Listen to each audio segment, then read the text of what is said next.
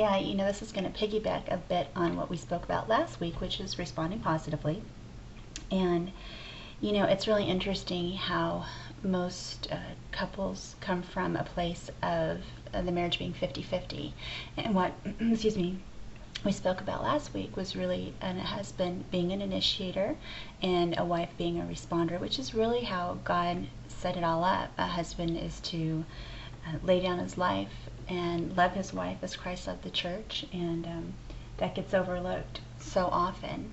And in this ministry that we have been a part of for, 2 years now, a little bit over 2 years, that was one of the things that we learned that really turned things around for us, and really started getting Michael on the right track to being a husband who initiates positive love into the relationship, and who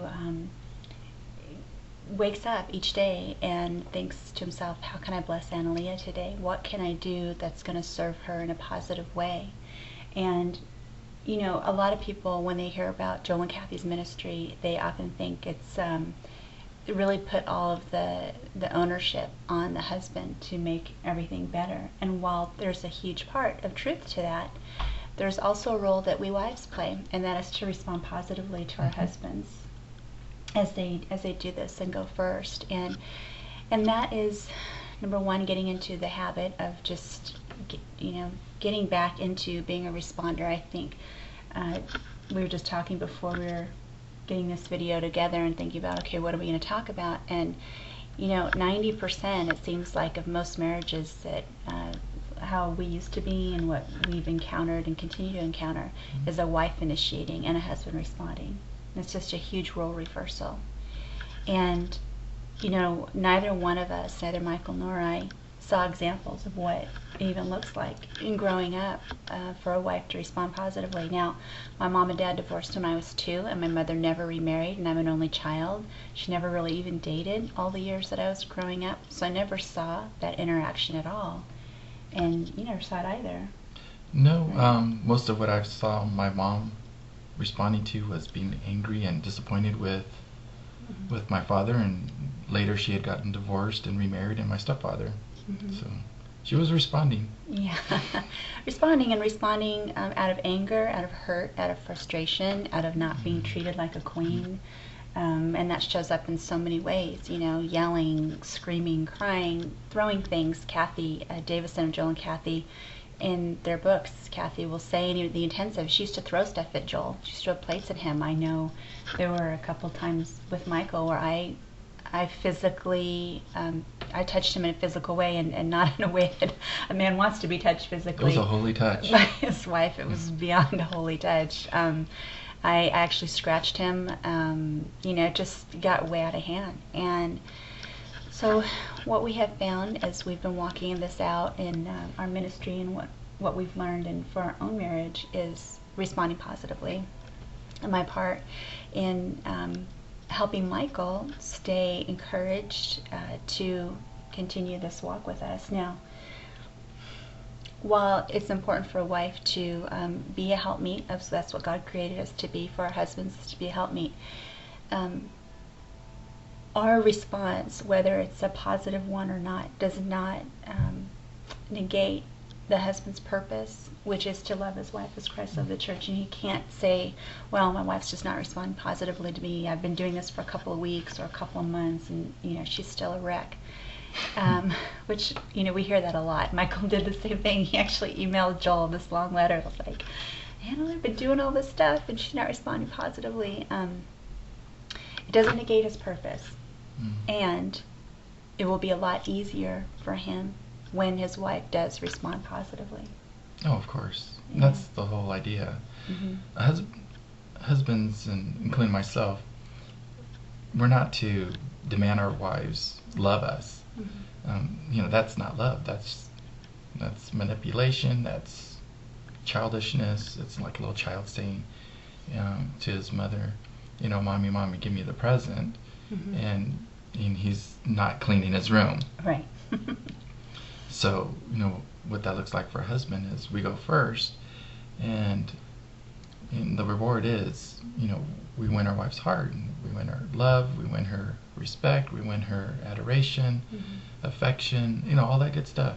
So that's a good thing. Right.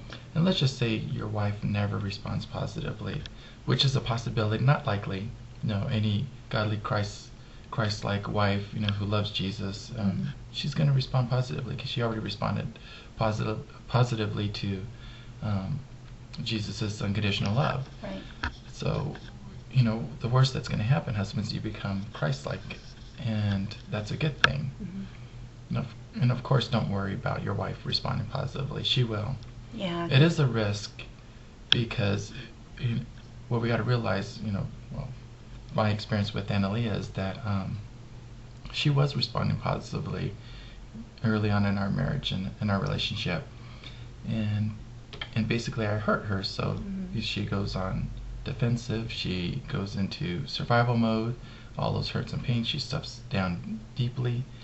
And now that I'm doing my part and I'm loving her and listening to her, meeting her needs, validating her feelings, what comes up for her and what's going to come up for your wife is that, oh gee, am I really going to risk my heart with this man when he's hurt me so many times before? So you got to keep that on your mind and in your heart, that your wife is going to be nervous. She's going to be a little scared, and that's normal. Any person that's going to, any person who's been wounded and hurt before and now is being put in a position where, gee, maybe I'm going to give this person another chance, they're going to have second thoughts about it. So you just stick with it, stay positive, doing positive, and putting away all those childish ways and childishness, and you will reap what you sow, which is a good harvest. Exactly. You're reaping and some bad stuff in your wife's heart, and now you're reaping good stuff. Right. So you just got to stay on task.